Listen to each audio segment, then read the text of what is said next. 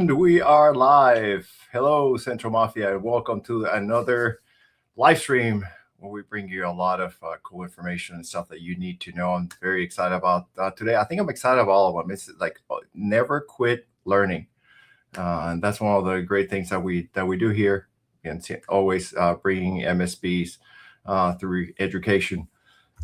Before we get started and bring our host or guest, I'm the host, and bring our guest. Let's go through a couple of housekeeping items and be able to provide you with the information and everything that it's coming. So if you don't know me and this is your first time joining one of our live streams, I am Juan Mac. I am with an MSP. I'm with Matrix Integration over in Jasper, Indiana, but I also lead the Central Mafia user group.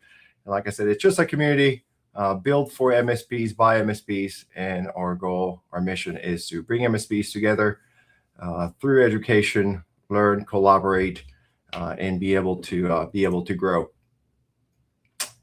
I don't know what is happening with my icons and everything in my presentations when I go into the live streams, but we'll just keep rolling with it. So, like I said, what we want from this community is for everybody to be engaged. That's how we create that. We create those connections. We build our network, and what we want to do is we want your feedback. We want to hear from you. We want to know what you want to learn, what we want to hear in these sessions, and also during our live events, which we'll talk about that a little bit later. If you want to stay informed, the best way to do that is to follow us. There is the link there for LinkedIn. That's where you can find all of our upcoming live streams, our open mics, our in-person meetups, and everything that is happening with the community. We just released the Facebook page and group. So if you were part of the Slack group, that was a little bit quiet. So we moved all that to a Facebook group. So we can have that collaboration in all those questions, and also on our Facebook page, you can find out about all of our upcoming events. So just trying to reach out to many as possible in the different channels that you use. This live stream is always uploaded into YouTube. So if you hear this and you want to share it with somebody else, go into our YouTube channel, subscribe, and you'll be able to see it again, or just send it to somebody that you think it's going to find value on this. So go in there, and then all of our live streams are in there as well. We also have a monthly newsletter. So in there, you will be able to find news about the community, updates from all of our sponsors, industry news, and all of our upcoming events. The next one, it is open mics. So open mics are back. Therefore, we did it last year. Therefore, this year we kind of we didn't do them.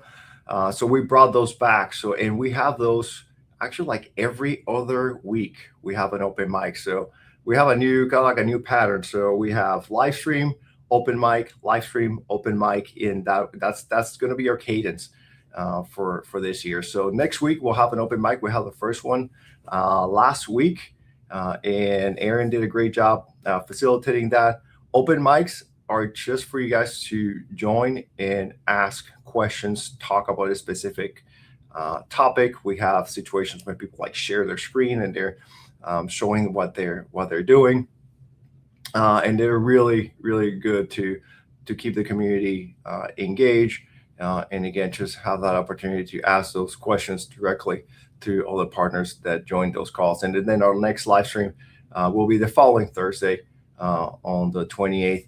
They're all from 3 to 4. So that's all you have to remember. Thursdays, 3 to 4, there's always going to be a Central Mafia virtual event happening. Also, we are hosting the Pitches series.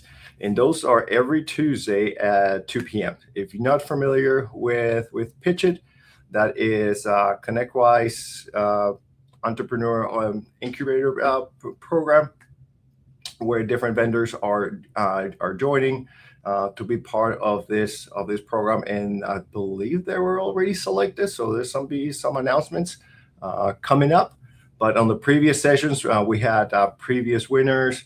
The coaches have been in there. So if you were in Pitch It and you want to learn, what you're going to get out of it and how to perform, what to expect, those are great sessions to go back and review. And then on Tuesday we'll have the next one, and they will be all the way through the Pitch It event in November at IT Nation. So join Adam and Sean during those sessions, and they are very interesting to hear about all those vendors who are participating and what is happening up to that event. We couldn't do anything for this community without the support of our sponsors. Thank you to Infima, Acronis, Augment, ThreadLocker, Pivotal Crew, Movila, and FlexPoint for believing in what we are doing, for keeping alive this community, supporting our events, and also all these different ways that we have to reach out to you. We cannot do it without the support of our vendors. We do have 2 upcoming in-person meetups. We're going to be back in Burr Ridge, September 17th. That is lock and loaded. If you want to register, we already have some people register. So thank you, everybody who has done that. All you have to do, just go to our website, centralmafiaug.com. There's links in there to register for the September event. And then we're going back to the West Coast in Anaheim, October 8th. We just had that one last month. It was a great way to meet the folks over in Southern California, seeing all the MSPs and bringing these user groups back to life.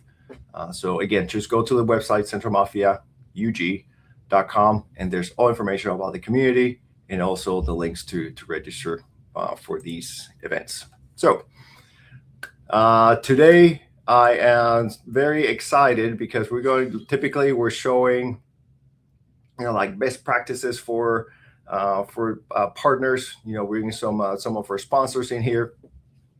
We're bringing Charles, who's a great supporter of our community, of the Central Mafia, and we're going to be talking about the AI policies and what do we need to know about what is happening when it comes to policies across the U.S.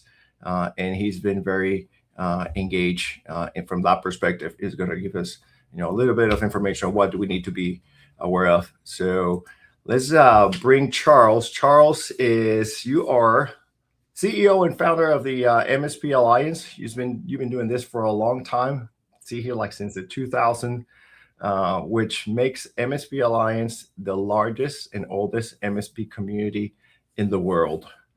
So you've been in front of doing a lot of compliance work and in front of policymakers.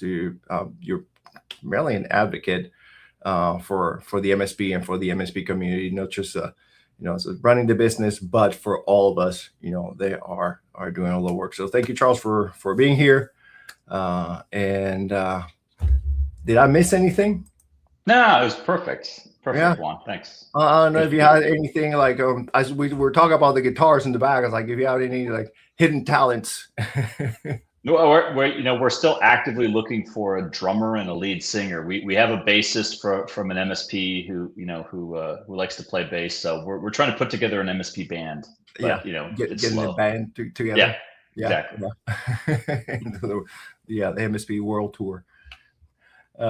So we're here to talk about policies and lawmaking, right? Not political, but what's happening from within that front end. I'm not an expert by any means. That's what we have you. So tell us what's going on. Tell us all about it.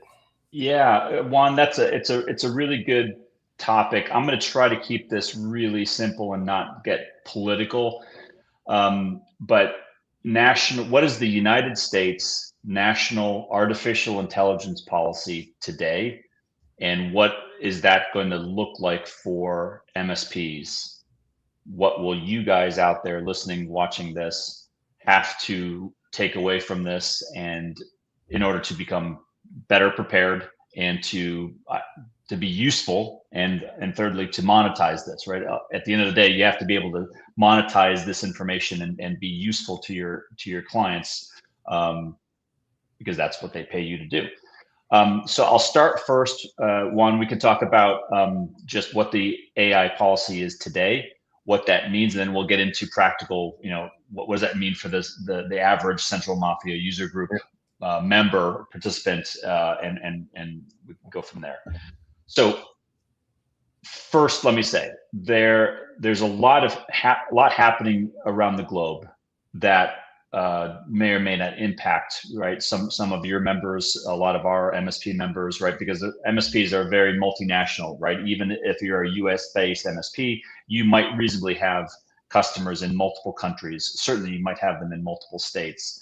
It's not unheard of, even for smaller MSPs, to have this, right? So that's more of a why should you be paying attention to this? Why should this matter to you? The United States, so the executive branch of the government, right? The president, right? Executive, legislative, and then judicial. The executive branch came out with two really core, important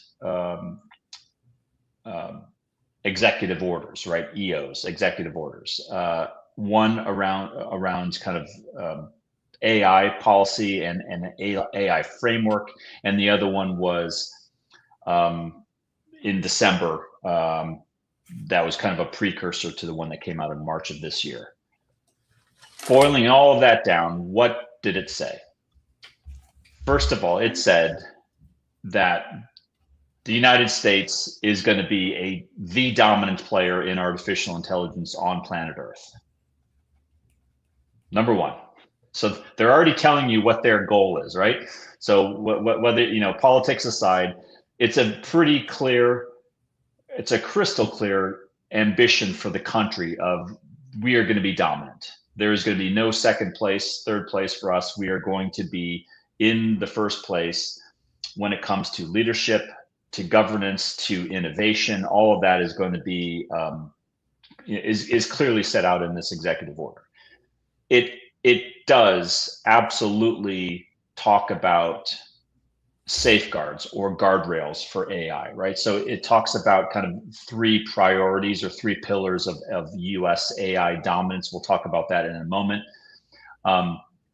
It talks about something called preemption. So it talks about what the United States AI policy should be. It talks about what the executive branch, the president, would like to see from the Congress in terms of a bill that he could sign into law. Which brings us to the first point, which is a lot of this is still kind of academic. It's not academic, it's theoretical. This isn't a law. This is just the executive branch's position on artificial intelligence in the country and what they would like to see, and saying to Congress, if you write a bill that looks like this, I will sign it. That's kind of what this means. But it's important because it's a signal to industry, including MSPs, about what they should expect in terms of regulation. Which brings us to another really critical point, which is the tone of the executive order is crystal clear in one other element, which is that US AI policy, at least under this administration, is going to be very light on regulation, which is a good thing. Now, it doesn't mean that there won't be regulation for some reasons that I'll talk about shortly. But in terms of AI innovation, the concept here is the framework is designed to be eliminate barriers to innovation, excellence, and build out of AI, including data centers and the power and all that goes along with it, and just get out of the way. And so it's saying to the states, the states don't act on AI. And that is a pretty clear signal from this executive order, which is if any one of the 50 states or the provinces, not provinces, but any of the other regions like, I should know what they are, but the non-U.S. states that are still under our system of government, territories. They're being told, do not act on AI. If you do act on AI, the federal government is almost guaranteed to step in and use something called preemption, which is a shot across the bow of a state saying that anything that you do legislatively around AI is going to be nullified by the federal government, is basically what preemption means. So what does this mean? Practically speaking, it's a pretty clear vision for artificial intelligence. It is certainly being responded to or influenced by a lot of the big public cloud vendors, right? I mean, I don't have to go through the list, but you guys know who those are, because they are very big beneficiaries of large AI national critical infrastructure build out, right? They're going to benefit from data centers being built, the power grids that are going to have to be created to support those data centers, all that stuff. So that's the policy. We'll see whether or not Congress is going to work on it. They might do it. They might not do it. So who knows? Yeah. There's a lot of unpack here when you were just talking about that and what the guidelines and what the goal is, right? The first one that you mentioned, it was when it comes to dominance. That is a very aggressive and encouraging at the same time for MSPs. I mean, and for the U.S. Because if we think about it, from the MSP perspective, and like how, because for the majority we're supporting these small and mid-sized business, which compose most of the the business that gets generated within the U.S. We have a great very strong influence on that, because we're the ones managing their technology and we're helping them through this AI roadmap, which a lot of us are still trying to figure out. So having that, that stance is something that is very positive right now. And then you also mentioned framework, and this, and the whole time you were presenting this just took me back to, we were looking at security, when security was a big thing, and I remember, a lot of when there's this transition from the MSP to the MSSP, right? A lot of and the talk was, if you're an MSP and you're not providing security, you're going to be out. And I think the talk now is, if you're an MSP, if you're not providing any sort of AI consultancy, you're probably going to be out. I mean, you have to stay on top of that, and it's changing so rapidly. And I think that's probably why you're saying that the policy has to reduce that friction, because all those different changes and keeping states out of it makes it a lot easier, especially with an MSP. If they have to do business across multiple states, we want that to be a standard when what we call that framework. A framework is going to guide the way we're going to do it. So it sounds like it's a great guide. It's not a policy yet, right? It's a great guide to move forward, and then just see what's next. Yeah, Juan, I think that's an excellent analysis. Number one, that every MSP listening to this, watching this, should be already engaged. I'd be shocked. I think you and I talked about this before in the green room. I would be shocked if MSPs out there listening to this, watching this, aren't already engaged in receiving questions from customers about AI, because everybody I talk to, they're already getting those questions. Yep. So the worst thing that you as an MSP practice could be doing is saying, I don't know, or no, I can't help you, because if you say that, they are going to go to another MSP, because that is your role. Whether you like it or not, you are going to become experts in artificial intelligence over the next decade. Trust me.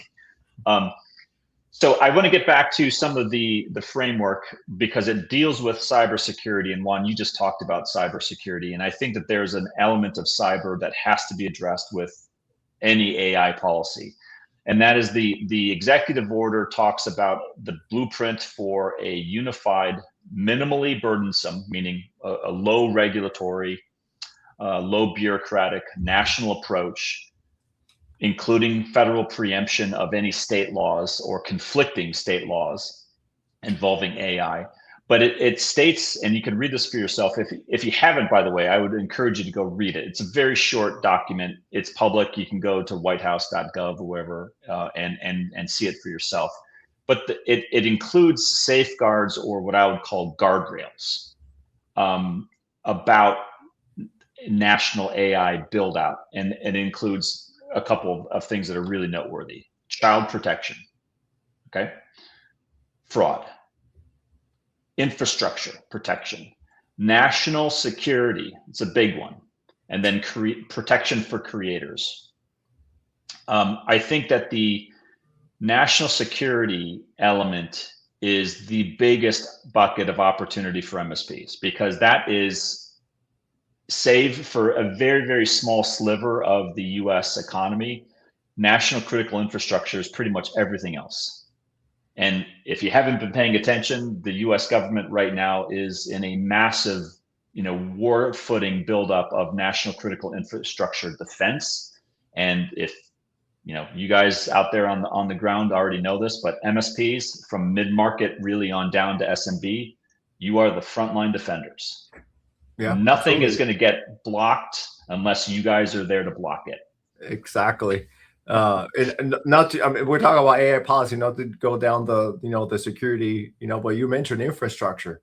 I mean, just we don't have to think maybe like big security grids or anything like that, or power grids or anything like that. But, we deal with, our small municipalities, right, that provide those services to our clients. And you talk like framework and national security.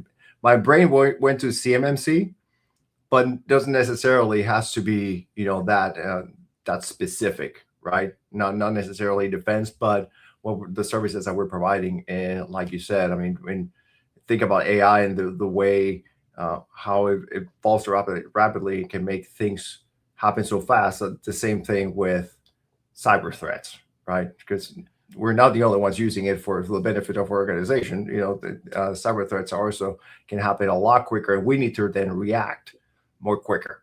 I think that is partially why this federal AI policy was written and published, because they knew, as we all do, that the bad guys out there on the opposite side are absolutely using AI for negative offensive use. So it stands to reason that the good guys, the MSPs, including that, have to be involved and aware of the tools that have AI that will help protect you guys first, and then your installed customers.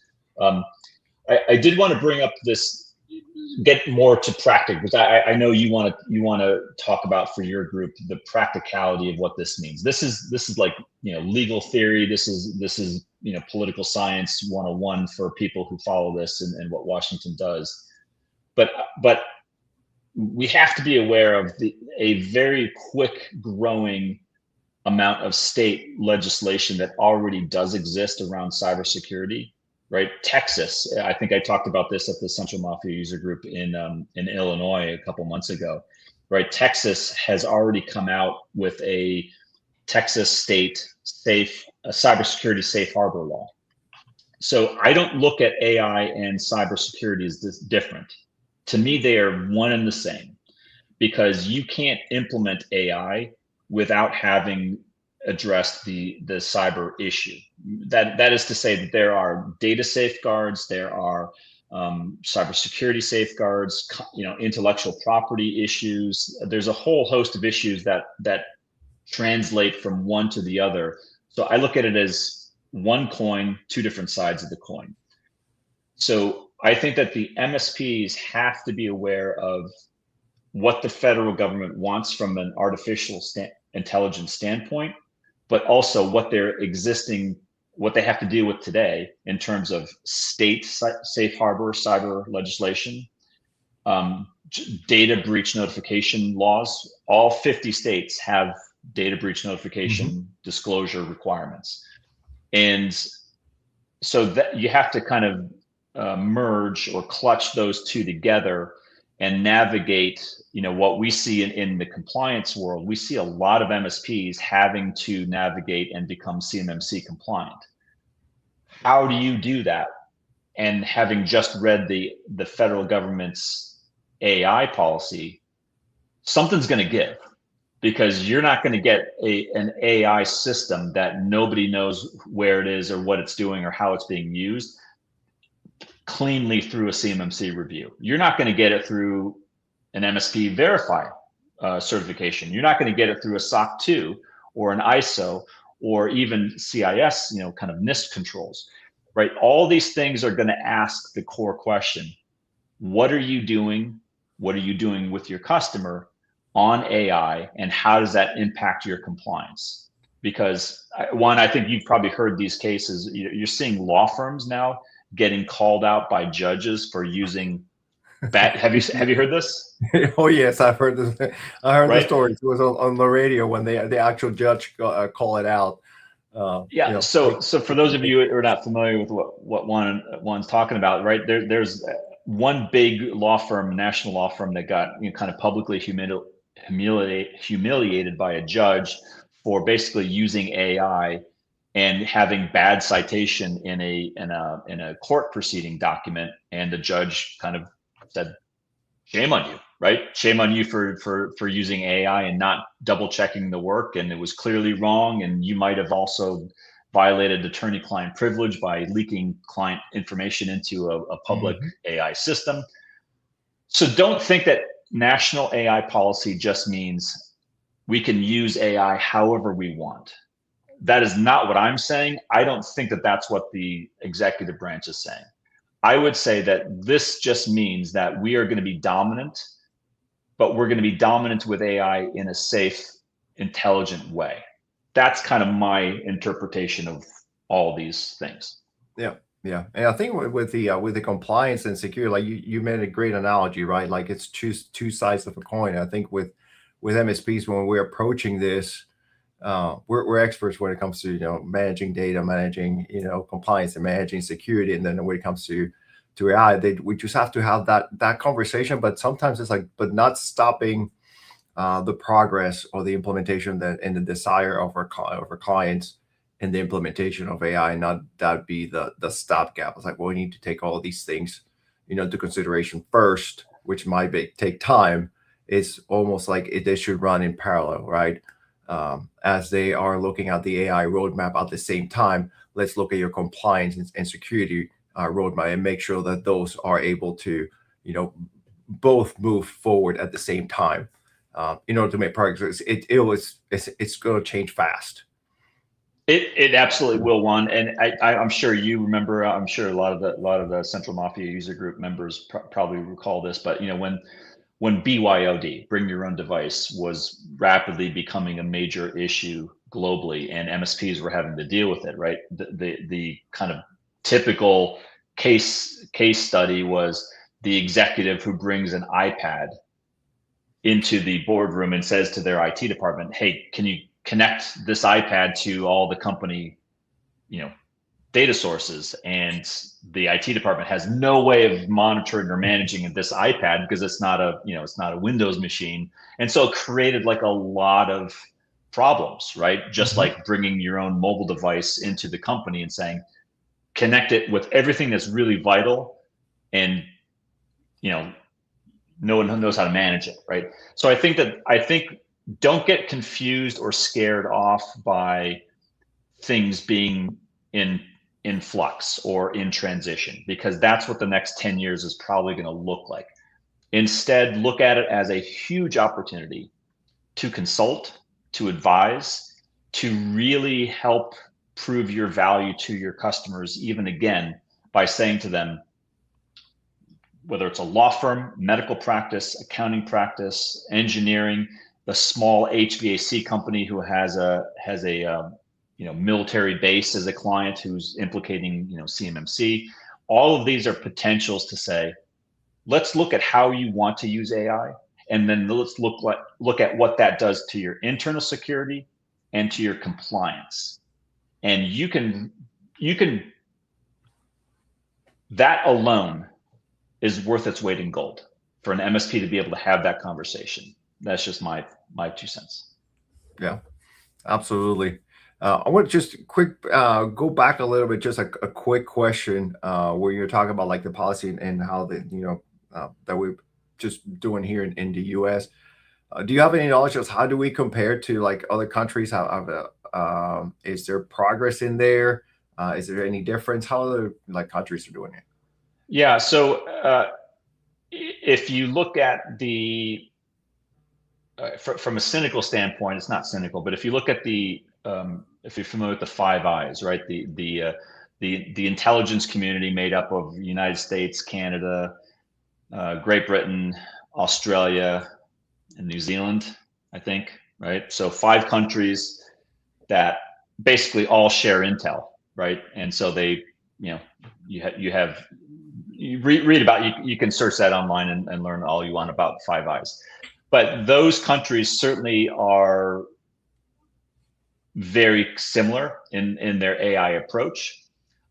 Europe is acting a little bit differently with GDPR and its AI approach, which is largely kind of almost a consumer grade anti-public cloud computing type of approach, which is kind of similar to how California here in the U.S. has handled things with CCPA, the California Consumer Privacy Act, I think it's called. So you have privacy first types of AI positions, and then you have national security, cybersecurity, offensive, defensive types of policies, which I think is what the U.S. is trying to do. And I think that would be in lockstep with some of those other countries. The UK has a federal approach just because they don't have they don't have 50 states, they don't have provinces like Canada. They're national government and local municipalities, local towns, but the local towns don't create cyber policy for the country. It's the country first. Yeah. So we're a little bit different because of our political DNA and history, but this is big because it's going to give guidance, and it's going to first set guidance, and then maybe later you're going to start to see, all right, show me the proof. Show me how you are actually being compliant with your use of AI, because at some point someone's going to say, we're going to write a law that says we want to see how safe AI usage, what does that look like? Show me. And that is probably going to be in our future as professional managed service providers. So what that looks like, I can't say, but I'm just I'd have a good bet that that's going to happen. Yeah, you'll be on the lookout. Yeah. You mentioned something about like MSPs becoming experts, in AI. What's how do you see it? What is your guidance on what do we need to do in order to prepare our team and actually be that for our clients?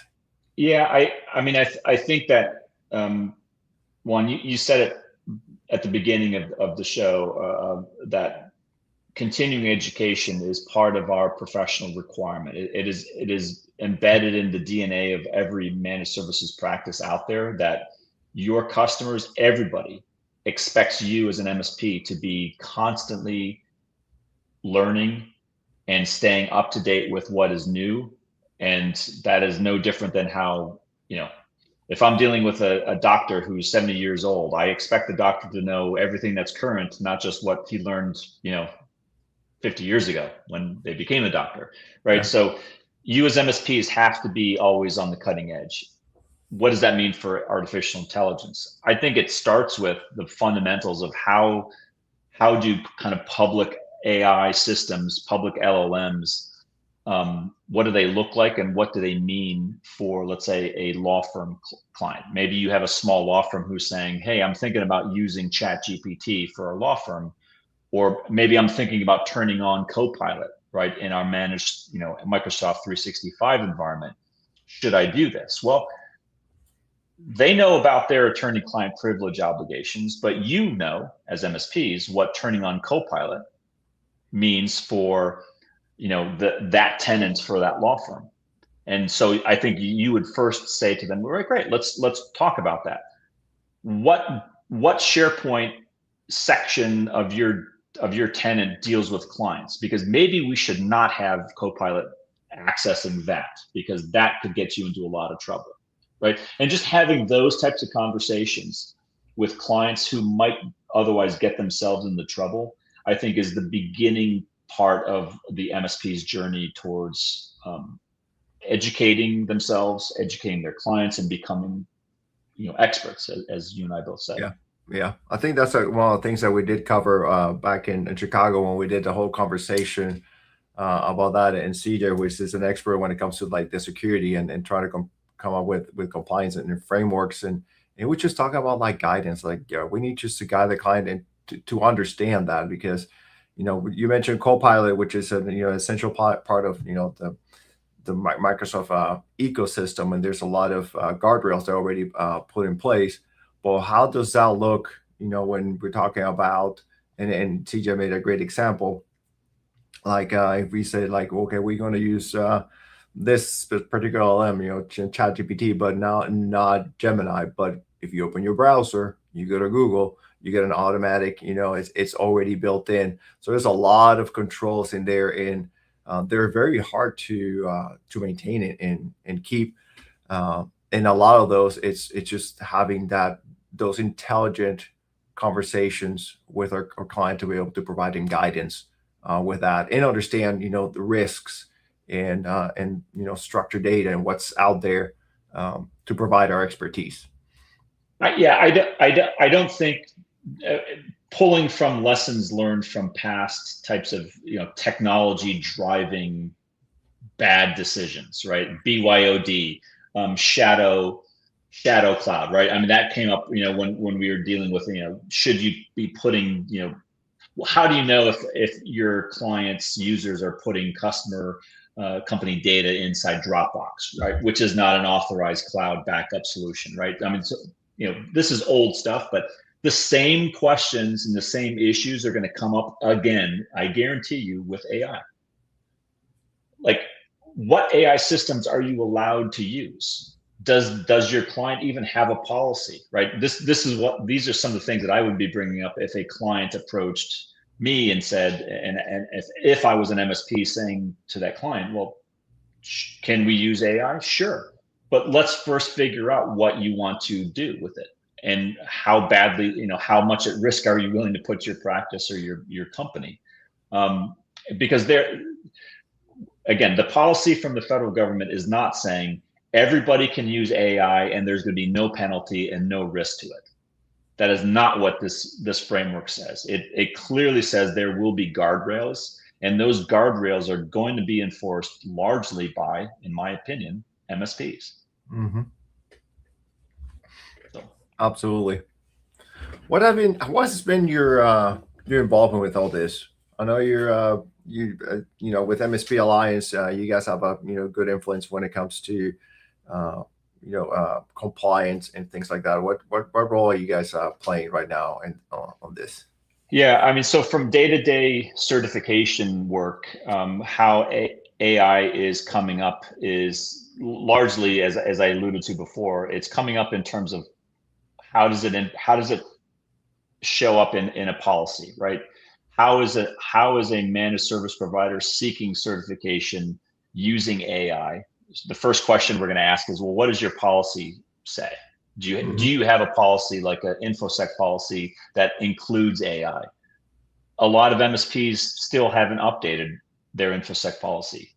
There's probably a lot of MSPs that don't even have an InfoSec policy yet, right? So, I mean, we have some work to do as a profession, but it starts with what's documented, and then it starts with what are your downstream customers, what do they look like, and what are their needs from a compliance standpoint, and then how do we make sure that you as an MSP are safe and secure? Because, for example, if you're an MSP and you have a lot of your clients who are in legal, medical, and or deal with defense industrial based customers, right? So I've given you 3 distinct vertical market client segments. How you operate as an MSP will directly impact your downstream customers in those three regulated markets. Mm-hmm. And so your use of AI, for example, is going to impact that client who needs to achieve CMMC, needs to achieve a SOC 2, or become HIPAA compliant, right? Three different regulatory framework models, but the MSP has to be able to deliver to all of them seamlessly and do so without offending that downstream compliance outcome. Yeah. That's how important MSPs are, and there's an elegant way to do it, and it's just, but it requires some planning and some discipline, and it means that your users can't just use whatever AI system they want and just put whatever stuff they want into it. It should be structured. If you're going to put it into your ticket system, it should be structured. If you're going to use AI in a SIM or a MDR tool, fine. Notate it, document it, understand what access it has, what it doesn't have. And those are the things that we're kind of seeing and working with right now. Okay. Looks like the higher stakes are about your higher demands on, us MSPs being more aware of all those compliance requirements. And if not dealing with, a company that's, regulated, at least be able to have the discipline to have processes and, well documented when it comes to access to data. So it's, raising the bar on the deliveries for services that we're doing. I think that's an accurate summary one. If it helps for everybody listening, this is how I talk to our team here about and what they tell MSPs, which is when you look at AI, look at AI or an AI tool as a person. And so ask yourself this one question. If you're using an AI system to do something, ask yourself this. Treat them like a person, then ask, do I trust the person? Am I comfortable with the information I just gave that person? And am I comfortable with the instructions I gave to that person to safeguard the data that I just gave them access to? And if you have doubt for a nanosecond of any of those questions being, if you're unsure, maybe you should think about what you just did with that AI system. Yeah. Like that's just like a good rule of thumb about, just having a reality check of there's a lot of cool stuff out there, but as my guys say, AI is the smartest and dumbest thing that they've ever seen. Yes. At the same time. And sometimes they can have a mind of their own. So, enable those logs so you can trace it back and see what actually happened, because those things need to be well documented. Yeah, you got it. There's a question. All right. So looking forward next year, 2027. What do you think MSPs should be getting ready for looking ahead? I think that by 2027, MSPs should have a firm level, a company level approach to artificial intelligence, and kind of an official approach to what their guidance is, right, for their existing customers. And each of you has a pretty good understanding of where your customers are. I'm not talking just about regulated customers. Everybody is regulated. That my position now is there is no unregulated business sector in the United States anymore. Everything falls under something, whether it's data breach notification, whether it's a national cyber, a national AI policy, right? I mean, the areas of non-regulated businesses are rapidly closing, which is a good thing, because that means that there's a lot of potential for the MSPs. So I would be getting ready for that. Keep training, keep talking to your peers, keep going to the central monitor user group and asking questions. What are you doing? What are you seeing? And start to rapidly develop your own comfort and sense of knowledge about how you would respond to these use cases. Start to discipline your customers. Start to get your customers ready for downstream compliance in the future, because they're going to have to show that stuff pretty quickly. So getting ready for demonstrating to a managed services customer let's look at your AI policy. You don't have one. Let's get one written. Let's get one adopted. Let's start to enforce the controls that are making up that policy. That's where I would be heading today in preparation for 2027 and beyond. Great. Did I miss anything? Did we miss anything? Did I miss any question? I know sometimes I go back and I go forward and then I ask random questions. No, I think that it's some of the stuff is still up in the air, but Yeah. don't let that make you pause or not move forwards, right? So the federal stuff is useful, at least in terms of this administration. It could change, right? I mean, a new administration could come in, in the next election, and they could completely go in the opposite direction and overregulate. Right now, that's not what's being told to us. Looks like we have a good base right now on the way it's being in the process. At least sounds like, right?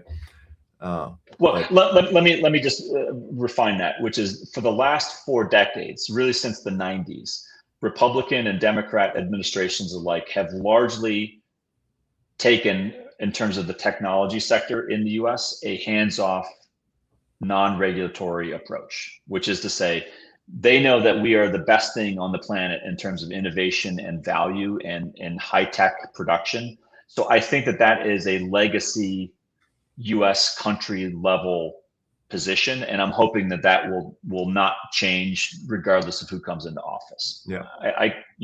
Well, who knows, but that's just my perception of what's happened before. Yeah. And for anybody out there, I mean, you said that the kind of like the policy, the initial draft of this policy, it's available not too long. I'm going to be honest, I'm one of those that will open it. If it smells like, oh my gosh, I'm going to get extremely confused. But something that's easy to digest, to stay informed. And I'm sure, you and MSP Alliance are, keeping, finger on the pulse there on what is going on. So I think it's a great way to stay in touch with you and all the things that you guys are doing when it comes not just to this, but also when it comes to compliance, right, within our organizations. Yeah, Juan, we will pledge to keep the Central Mafia user group up to date. We'll communicate very freely on anything that we see coming down the road that might be helpful to your community. And I think what you guys are doing is supremely important, and you should keep up this effort, because this is what being an MSP is all about. Yeah. And besides this, can you share with the community all the other things that you guys do? Yeah, I mean, if you are looking for cyber insurance, whether or not you are an MSP verified company, we have a really fantastic cyber insurance program that will only get better as you are certified.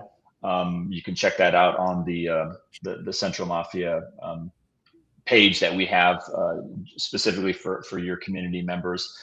If you're looking to get certified, if you're looking to get audited, maybe you need a SOC 2, maybe you need to get CMMC level 1, level 2 certified, we can help do that all through a MSP friendly approach. And then once you do that, then you can actually get to the real serious fun business of making money, because that's where the MSPs today that we see who are really front and advanced in terms of compliance is they're now monetizing compliance downstream for their customers, which helps them pick up what controls are my clients adopting, where do they have gaps, and that brings up huge potential for revenue for professional services as well as managed services to fill those gaps. And those are very critical things to be doing for right now, but certainly for 2027, because that's the other outcome from the federal government is the role of the MSP in safeguarding national critical infrastructure. They have no doubt that the MSPs are influential. So anything that we can do to help cyber resilience and cyber hygiene, very critical things today. So, perfect. Yeah. All right. Well, I think the link was scrolling over there. It's just MSP Alliance /Central Mafia. If anybody wants to get more information on that, and I am sure if anything happens in the near future, we'll bring you back over here so you can explain it and keep us up to date. So, Charles, I appreciate you as always, and then responding to the call when we reach out and saw this topic. Very interesting, very important. And when we're talking backstage, right, like a lot of us are just in operations and just on a day-to-day and all the things that are happening that we're probably not aware of, just to have it up in the forefront there, to be informed. So thank you very much for all that you are doing and for sharing that with us today. So my pleasure, Juan. All right, so don't forget, everybody, this was been recorded. It's on our YouTube, and if you want to stay up to date, just keep an eye out for our newsletter. Go to our website, centralmafiaug.com. That's how you can sign up for all of our updates, and just follow us on our socials. And please, or Facebook, we want to live stream this to Facebook, and we need to reach that goal of followers. So it's brand new. Go out there and follow us so Facebook allows us to do this into other platforms. So please do that. So thank you, Charles, again. I really appreciate you, and for everybody, thank you for watching, and we will see you next Thursday on our open mics. And if you have any questions, just bring them over. We'll talk. So thank you, sir. Take care.